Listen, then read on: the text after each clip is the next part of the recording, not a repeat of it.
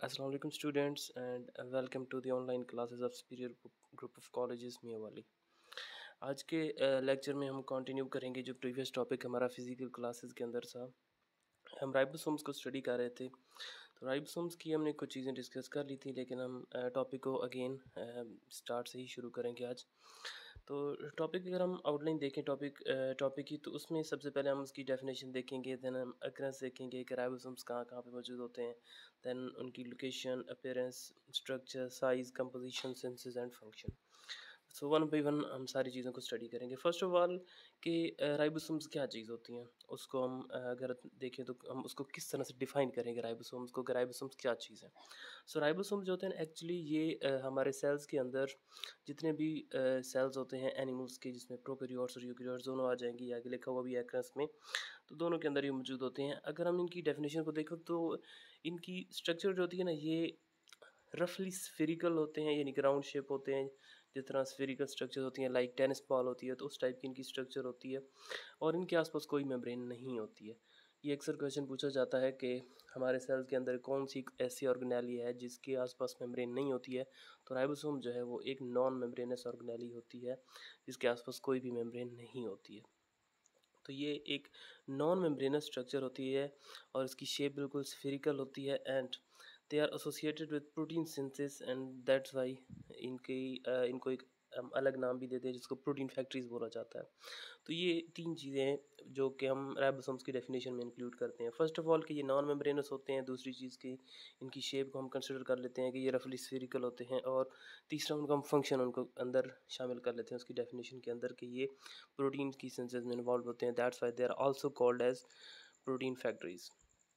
Then अक्रेंस की हमने बात पहले की है कि ये प्रोकैरियोट्स और यूकैरियोट्स दोनों के अंदर होते हैं। प्रोकैरियोट्स और यूकैरियोट्स आपने प्रीवियस क्लासेस के अंदर पढ़ा होगा कि प्रोकैरियोट्स वो एनिमल्स होते हैं जिनके अंदर न्यूक्लियस या डबल मेम्ब्रेन बाउंड ऑर्गेनेलीज नहीं होती, जबकि यूकैरियोट्स जो होते हैं इनके अंदर न्यूक्लियस मौजूद होता है और न्यूक्लियर मेम्ब्रेन के साथ प्रॉपरली एक प्रॉपर स्ट्रक्चर होती है न्यूक्लियस की जो उसके अंदर मौजूद होती है, लेकिन प्रोकैरियोट्स में वो नहीं होता। तो अगर हम बात करें राइबोसोम्स की, तो ये दोनों के अंदर होते हैं, प्रोकैरियोटिक सेल्स के अंदर भी मौजूद होते हैं और यूकैरियोटिक सेल्स दोनों के अंदर राइबोसोम्स मौजूद होते हैं। थर्ड चीज़ आ जाती है उनकी लोकेशन की, लोकेशन की कि ये कहाँ पे मौजूद होते हैं सेल के अंदर। आपने पढ़ा होगा बहुत सी ऑर्गेनेलीज है, न्यूक्लियस जो होता है एनिमल सेल के सेंटर में होता है, प्लांट्स के अंदर वो साइड भी मौजूद होता है। इस तरह आपने गोल्जी के बारे में पढ़ना है आगे जाके, या आपने इसे प्रीवियस लेक्चर के अंदर देखा होगा कि एंडोप्लाज्मिक रेटिकुलम जो होती है वो कहाँ पे मौजूद होती है। तो राइबोसोम्स जो थे ना, ये दो फॉर्म में एग्जिस्ट करते हैं। या तो ये फ्रीली डिस्पर्स्ड होते हैं साइटोप्लाज्म के अंदर। अगर हम देखें सेल की स्ट्रक्चर को, तो लेट्स सपोज के सेल इस तरह से राउंड शेप होता है, सेंटर में एनिमल के सेल में न्यूक्लियस होता है। अब जो राइबोसोम्स होते हैं ना, राइबोसोम्स दो तरह पे होते हैं, या तो वो इस तरह से फ्रीली डिस्पर्स्ड होंगे सेल के साइटोप्लाज्म के अंदर, और दूसरी चीज़ आपने लास्ट टॉपिक में पढ़ा था कि ईआर एंडोप्लाज्मिक रेटिकुलम, जो कि न्यूक्लियस के बिल्कुल यहाँ से स्टार्ट होती है और आसपास ये पूरे के पूरे साइटोप्लाज्म के अंदर एक नेटवर्क ऑफ ट्यूब्यूल्स होता है एंडोप्लाज्मिक रेटिकुलम जो फैली होती है। लेकिन R E R rough endoplasmic reticulum आपने पढ़ा होगा कि उसकी सरफेस के ऊपर ये जो राइबोसोम्स हैं वो अटैच होते हैं। तो ये दो फॉर्म्स होती हैं, ये दो फॉर्म्स में ये एग्जिस्ट करते हैं, या आप कह सकते हैं कि इनकी लोकेशन की अगर हम बात करें तो ये दो तरह से एग्जिस्ट कर रहे होते हैं, एक फ्रीली डिस्पर्स्ड होते हैं और दूसरा रफ एंडोप्लाज्मिक रेटिकुलम की सरफेस के साथ ये अटैच होते हैं। फोर्थ चीज़ आ जाती है राइबोसोम्स के बारे में, वो है उनकी अपीयरेंस। अपीयरेंस हम पहले भी स्टडी कर चुके हैं उनकी डेफिनेशन के अंदर कि ये हम इनको सिर्फ हम इलेक्ट्रॉन माइक्रोस्कोप के नीचे ही ऑब्जर्व कर सकते हैं। ये किसी और स्ट्रक्चर किसी और जो सिंपल या जो कंपाउंड माइक्रोस्कोप्स होती हैं उनके थ्रू हमें नज़र नहीं आते, क्योंकि ये बहुत ही स्मॉल साइज़ के पार्टिकल्स होते हैं जो साइटोप्लाज्म के अंदर मौजूद होते हैं, इसलिए इनको हमें स्टडी करने के लिए इलेक्ट्रॉन माइक्रोस्कोप यूज़ करना पड़ती है। नेक्स्ट अगर हम देखते हैं इसके बाद, तो उनकी स्ट्रक्चर आ जाती है। स्ट्रक्चर जो राइबोसोम्स की स्ट्रक्चर होती है, स्ट्रक्चर को अगर हम देखें तो इनके दो सब यूनिट्स होते हैं। दो सब यूनिट्स मीन्स के एक उनका स्मॉलर सब यूनिट होता है और दूसरा उनका लार्जर सब यूनिट होता है। यहाँ पे डायग्राम के अंदर आपको दिखाया भी गया है साथ ये स्मॉलर सब यूनिट है and this one is larger सब यूनिट। अब ये जो दोनों सब यूनिट्स होते हैं ना, ये एक्चुअली जब इन्होंने अपना फंक्शन परफॉर्म करना होता है तो दोनों एक दूसरे के साथ अटैच हो जाते हैं, जुड़ जाते हैं। स्मॉलर और लार्जर सब यूनिट मीन्स कि जब इन्होंने प्रोटीन की सिंथेसिस करवानी होती है उस टाइम पे लार्जर और स्मॉलर सब यूनिट एक दूसरे के साथ बाइंड कर जाते हैं, और जब इन्होंने अपना फंक्शन परफॉर्म नहीं करना होता, ये फ्री स्टेट के अंदर होते हैं, उस टाइम पे ये एक दूसरे से सेपरेट हो जाते हैं। सो इनका यही बेसिक फंक्शन होता है प्रोटीन की सिंथेसिस। और ये लार्जर और स्मॉलर सब यूनिट जो होते हैं ना, ये मिलकर प्रोटीन की सिंथेसिस करने में इन्वॉल्व होते हैं। साइज़ की अगर हम बात करें तो राइबोसोम्स जो होते हैं, अभी हमने पीछे बात की है कि इनके दो सब यूनिट्स हैं, एक लार्जर और एक स्मॉलर सब यूनिट होता है। जो यूकैरियोट्स होते हैं और प्रोकैरियोट्स होते हैं, हमने अभी स्टार्ट में देखा है कि दोनों के अंदर मौजूद होते हैं, प्रोकैरियोट्स और यूकैरियोट्स के अंदर राइबोसोम्स, बट होते दोनों में हैं, लेकिन डिफरेंस ये होता है कि प्रोकैरियोट्स के जो वो होते हैं राइबोसोम्स, वो स्मॉलर इन साइज़ होते हैं, जबकि यूकैरियोट्स के अंदर जो राइबोसोम्स मौजूद होते हैं उनका साइज़ जो है वो थोड़ा बड़ा होता है। अब साइज़ को इनको मेजर करने के लिए एक हम यूनिट यूज़ करते हैं, स्वेडबर्ग। स्वेडबर्ग यहाँ पे आपको जो 60S लिखा हुआ है और 80S लिखा हुआ है उसके साथ आपको नज़र आ रहा होगा स्वेडबर्ग एस लिखा हुआ, तो एस मीन स्वेडबर्ग यहाँ पे जो आपको लिखा हुआ नज़र भी आ रहा है। सो सेडिमेंटेशन यूनिट इसको हम बोलते हैं, या सेडिमेंटेशन रेट को मेजर करने के लिए हम ये एस वाला यूनिट यूज़ करते हैं। या सिंपल वर्ड्स के अंदर आप इसको कंसिडर कर सकते हैं साइज़, लाइक 60S और 40S। 60S ऑब्वियसली लार्जर एक अमाउंट है या नंबर है, तो इसका साइज़ बड़ा होता है। यहाँ पे आपको साथ नज़र भी आ रहा है, ये 60S लार्जर सब यूनिट है और जो स्मॉलर सब यूनिट होता है वो 40S होता है। ये हम बात करें यूकैरियोट्स की, यानी कि जितने भी यूकैरियोट्स होते हैं उनके अंदर जो लार्जर सब यूनिट होता है राइबोसोम्स का, वो 60 स्वेडबर्ग का होता है, और जो स्मॉलर सब यूनिट होता है वो 40 स्वेडबर्ग का होता है।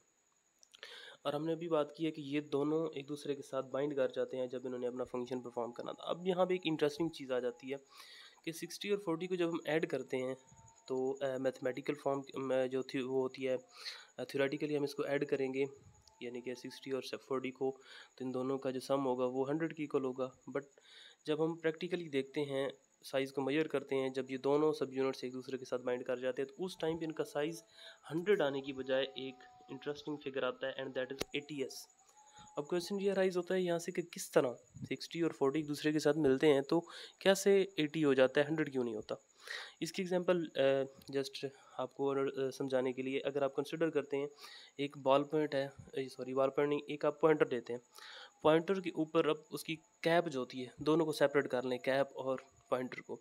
अब पॉइंटर का साइज़ सेपरेटली मेजर करें, आप कैप का साइज़ सेपरेट मेजर करें, तो सपोज करते हैं हम जी कि जो थी जो तो पॉइंटर था उसका साइज़ है, लेट्स सपोज इमेजिन कर लेते हैं हम कि वो 40 सेंटीमीटर की लेंथ है उसकी, जबकि कैप जो है उसकी वो है 10।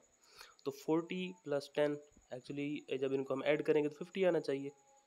तो हम कह सकते हैं कि दोनों का कलेक्टिव जो है फॉर्म है, या दोनों का सम जो होता है वो 50 सेंटीमीटर है।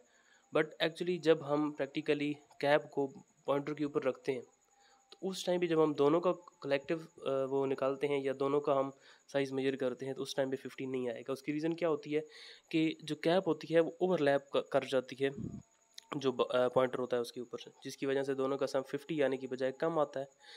उसी तरह जब लार्जर सब यूनिट और स्मॉलर सब यूनिट एक दूसरे के साथ बाइंड करते हैं तो उनका कुछ पोर्शन जो होता है एक दूसरे के साथ ओवरलैप करने की वजह से वैल्यू जो होती है, नंबर जो होता है 100 आने की बजाय वो 80 स्वेडबर्ग आ रहा होता है।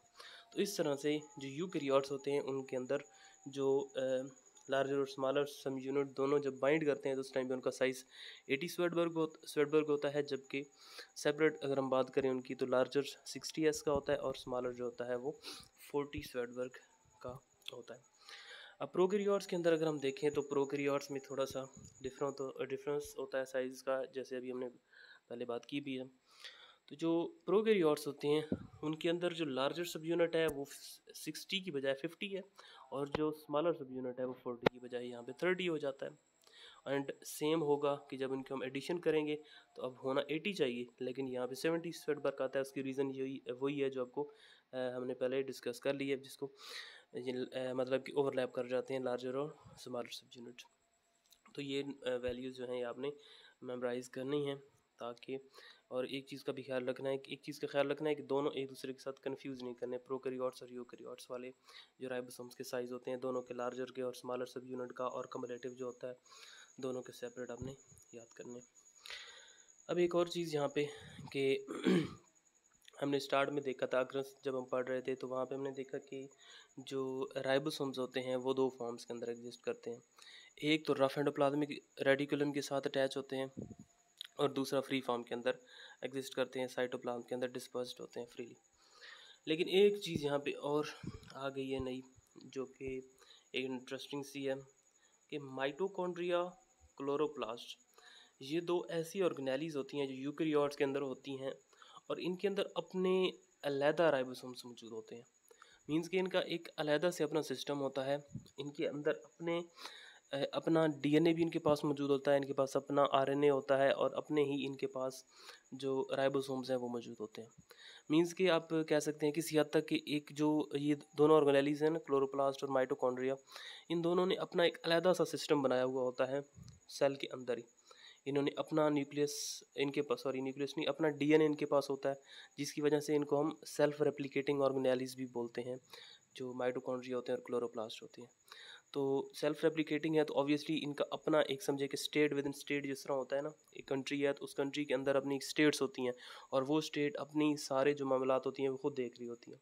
तो आप किसी हद तक कह सकते हैं कि एक सेल के अंदर जो एक स्टेट है, यानी कि स्टेट विद इन स्टेट है, जो माइटोकॉन्ड्रिया और क्लोरोप्लास्ट होती हैं, इनका अपना कंट्रोल सिस्टम होता है, यानी कि डीएनए इनका मौजूद होता है। इन्हें अपनी प्रोटीन बनानी होती है तो ये खुद बना लेते हैं। जब इन्होंने अपनी नंबर इंक्रीज़ करने होते हैं सेल के अंदर, तो ये खुद ब खुद अपने नंबर्स को इंक्रीज़ कर लेते हैं। जैसे आपने सुना होगा कि अगर एक इंसान है, ह्यूमंस हैं, जब वो एक्सरसाइज करते हैं तो उनकी बॉडी की जो डिमांड होती है एनर्जी की वो बढ़ जाती है। तो उस इस तरह से फिर एनर्जी प्रोड्यूस करवाना माइटोकॉन्ड्रिया का काम है। तो माइटोकॉन्ड्रिया जो होते हैं उनकी सेल्स के अंदर इंक्रीज़ होने लग जाते हैं, और वो इंक्रीज़ जो हो रहे होते हैं उनके नंबर, वो माइटोकॉन्ड्रिया खुद ही अपने आप को नंबर इंक्रीज़ करवा रहे होते हैं, अपने डीएनए के थ्रू सारा मटेरियल अपना सिंथेसाइज करवा लेते हैं, और अपने आप को वो करवा रहे थे, रीजनरेट करवा लेते हैं। तो खैर बात उधर निकल गई है। आप यहाँ पे वापस आते हैं इस टॉपिक की तरफ कि यूकैरियोट्स होते हैं, उनके अंदर जो माइटोकॉन्ड्रिया और क्लोरोप्लास्ट होती हैं, इनके अंदर अपने राइबोसोम्स मौजूद होते हैं।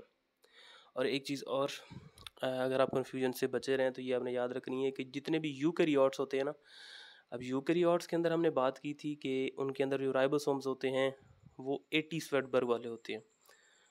लेकिन जो यूकैरियोट्स के अंदर माइटोकॉन्ड्रिया और क्लोरोप्लास्ट हैं, जिनकी अभी हम बात कर रहे हैं कि उनके अंदर भी अपने राइबोसोम्स होते हैं, तो जो यूकैरियोट्स के सेल के अंदर जो माइटोकॉन्ड्रिया होता है और क्लोरोप्लास्ट होता है, उनके अंदर जो राइबोसोम्स होते हैं ना, वो प्रोकैरियोट्स वाले होते हैं, यानी कि प्रोकैरियोटिक इन नेचर होते हैं।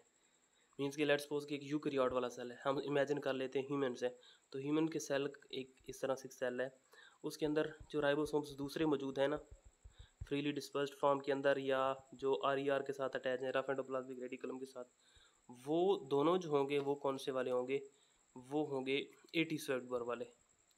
ठीक है, वो 80 स्वेटबर्ग वाले होंगे, जो जो दोनों मौजूद होंगे या फ्री स्टेट के अंदर, या जो होते हैं उसमें आर के साथ अटैच होते हैं।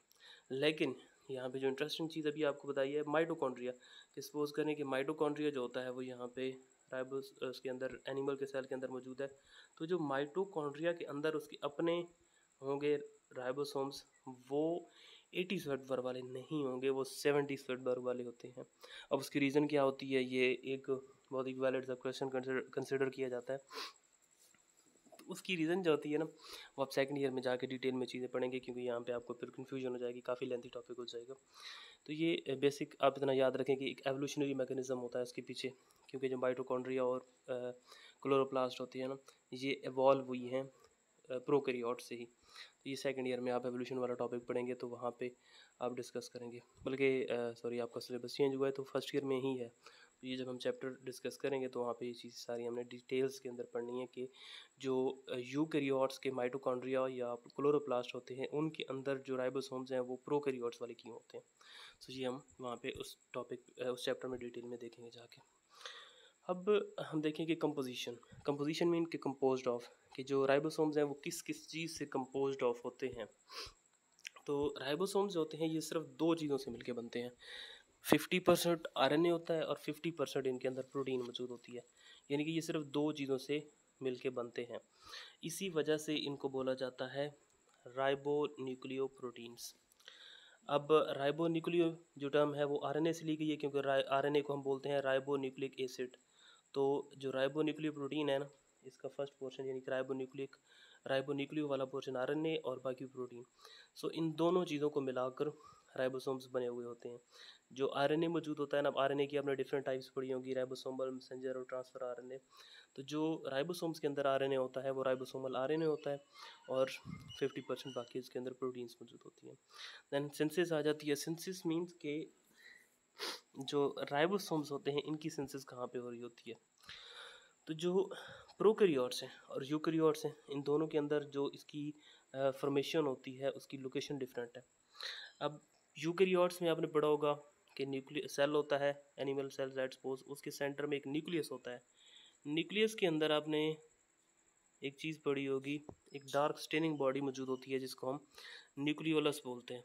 This is like nucleolus.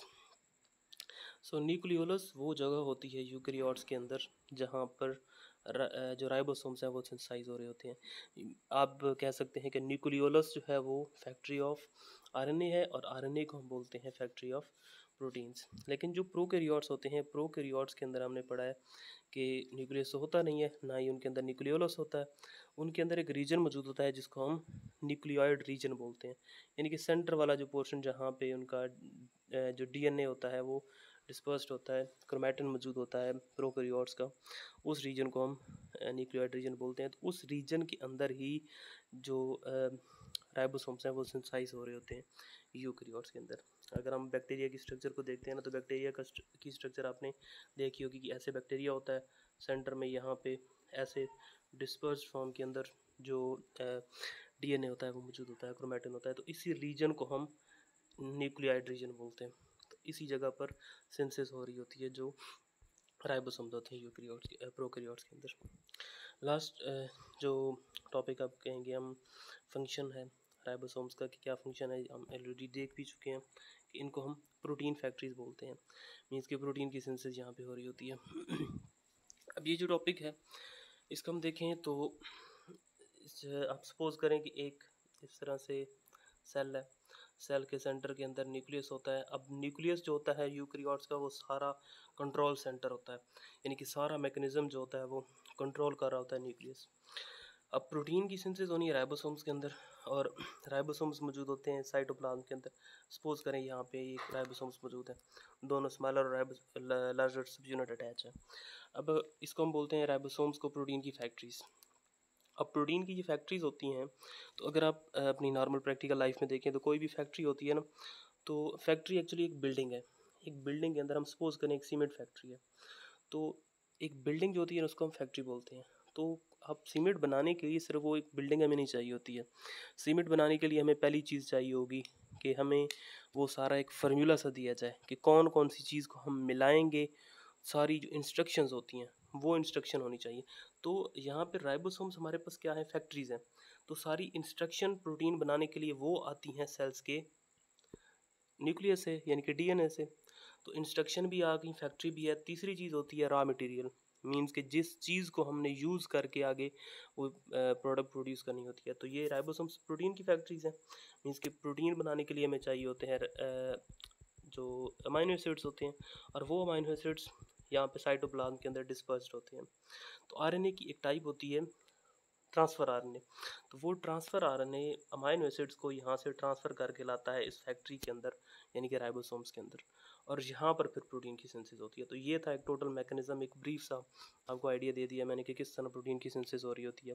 कि आरएनए जो होते हैं, राइबोसोम्स जो होता है वहाँ वो एक फैक्ट्री है।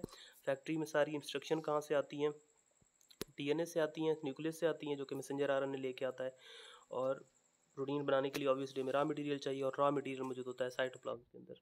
उसको ट्रांसफ़र आरएनए कैरी करके लाता है जो हमारी फैक्ट्रीज होती हैं वहाँ पे। तो इस तरह दोनों चीज़ें, यानी कि इंस्ट्रक्शन भी आ गई, रॉ मटेरियल भी आ गया, फैक्ट्री के अंदर सब कुछ पहुँच चुका है। अब फैक्ट्री का काम क्या होगा कि वहाँ पे वो प्रोडक्शन स्टार्ट कर देगी। तो इधर से फिर यहाँ पे इस तरह से प्रोटीन बनना शुरू हो जाएंगी जो होते हैं राइबोसोम्स वहाँ पे। अब एक चीज़ यहाँ पे आ गई है, साल्ट बॉन्ड। सॉल्ट बॉन्ड क्या होता है कि ये दो जो सब यूनिट्स हैं, हमने स्टार्ट में बात की थी कि जो लार्जर और स्मॉलर सब यूनिट होता है एक दूसरे के साथ अटैच होते हैं तो वो अपना फंक्शन परफॉर्म करते हैं। तो जब ये एक दूसरे के साथ अटैच होते हैं, लेट्स सपोज कि ये एक स्मॉलर सब यूनिट है, उसके ऊपर आकर इस तरह से लार्जर सब यूनिट अटैच होगा, तो इन दोनों का यहाँ पे जो बॉन्ड बनेगा आपस में उसको हम सॉल्ट बॉन्ड बोलते हैं। And it is forced by higher magnesium ions concentration, means कि जो ये सॉल्ट बॉन्ड की फॉर्मेशन होती है ये मैग्नीशियम आयंस ही करवा रहे होते हैं, यानी कि मैग्नीशियम आयंस ही कंट्रोल कर रहे होते हैं इनका जो बाइंडिंग होती है लार्जर और स्मॉलर सब यूनिट की। तो आप कह सकते हैं कि ये डायरेक्टली इन्वॉल्व है प्रोटीन की सिंथेसिस के अंदर। तो सॉल्ट बॉन्ड्स कैसे बनते हैं? They are form between the phosphate group of RNA. अब क्योंकि जो आपने पढ़ा हुआ है कि राइबोसोम्स जो होते हैं उनके अंदर आरएनए और प्रोटीन्स होती हैं, तो एक सब यूनिट जो होता है, सपोज करें कि हम लार्जर सब यूनिट, तो लार्जर सब यूनिट का जो आरएनए होगा, आरएनए का आपने पढ़ा हुआ है, आरएनए जो होता है वो तीन चीज़ों से मिलकर बनता है। एक राइबोज शुगर होती है, एक फॉस्फेट ग्रुप होता है और एक एडेनिन या एडेनिन नहीं, नाइट्रोजनस बेस कोई भी हो सकती है, एडेनिन, थायमिन, साइटोसिन, गुआनिन। तो फॉस्फेट ग्रुप ऑफ वन सब unit and amine group of second सब यूनिट, यानी कि दो जो सब यूनिट होंगे, एक सब यूनिट का फॉस्फेट ग्रुप और दूसरे सब यूनिट जो होगा उसका अमाइनो ग्रुप, ये दोनों आपस में बॉन्ड बनाएंगे और वो जो बॉन्ड बनेगा उसको हम बोलते हैं सॉल्ट बॉन्ड। और सिंपली या कॉमनली सॉल्ट बॉन्ड के लिए टर्म यूज़ की जाती है आयनिक बॉन्ड वाली भी। तो इस तरह से लार्जर और स्मॉलर सब यूनिट के दरमियान सॉल्ट बॉन्ड बनेगा और वो अपना फंक्शन परफॉर्म करेंगे एक दूसरे के साथ जुड़ के। एक चीज़ होती है लास्ट, पोलीसोम। अब यहाँ पे आपको एक डायग्राम नज़र आ रही होगी कि जब प्रोटीन की सिंथेसिस होती है ना, तो आपको भी मैंने बताया था कि मैसेज जो होता है यानी कि इंस्ट्रक्शन जो होती हैं वो सारी न्यूक्लियस से आ रही होती हैं। वो न्यूक्लियस से इंस्ट्रक्शन लेकर कौन आता है? वो आता है जो ये होता है मैसेंजर आरएनए, यानी कि मैसेंजर जो आरएनए जो होता है मैसेज लेके आता है। तो मैसेंजर आरएनए के ये नीचे जो आपको नज़र आ रहा है ये स्मॉलर सब यूनिट है, ऊपर जो आपको नज़र आ रहा है ये लार्जर सब यूनिट होता है। तो जब ये दोनों अटैच हो जाते हैं मैसेंजर आरएनए के ऊपर, देन ये मूव करना शुरू कर देते हैं एक साइड पे, और ये जो आपको ग्रीन कलर की स्ट्रक्चर नज़र आ रही है ये प्रोटीन है जिसको पॉलीपेप्टाइड आप बोलते हैं, यानी कि अमाइनो एसिड की एक लॉन्ग सी चेन है, ये बनना शुरू हो जाती है। तो ये भी टॉपिक आपका सेकेंड ईयर का है, ये आप वहाँ पे डिटेल के अंदर इस प्रोसेस को हम बोलते हैं ट्रांसलेशन, आपने वहाँ पे जाके पढ़ना है। तो फिलहाल आप इतना याद करने कि एक मैसेंजर आरएनए होता है, उसके ऊपर आकर स्मॉलर और लार्जर सब यूनिट अटैच होते हैं और प्रोटीन की सिंथेसिस वहाँ पे फिर वो कर रहे होते हैं। और बाज़ औक़ात ऐसे होता है कि एक ही मैसेंजर आरएनए के ऊपर बहुत से जो राइबोसोम्स होते हैं वो अटैच हो जाते हैं। जैसे यहाँ पे देखें 1, 2 और 3, यहाँ पे 3 ribosomal subunits are attached on a single messenger RNA molecule. तो इस तरह की स्ट्रक्चर को जो बनती है, यानी कि एक ही मैसेंजर आरएनए के ऊपर बहुत से राइबोसोम्स जब अटैच होते हैं तो उस स्ट्रक्चर को हम बोलते हैं polysome. So that was all about ribosomes. इंशाल्लाह हम नेक्स्ट लेक्चर जो होगा नेक्स्ट ऑर्गेनेलिज के ऊपर वो हम देखेंगे। सो तब तक अल्लाह हाफिज़।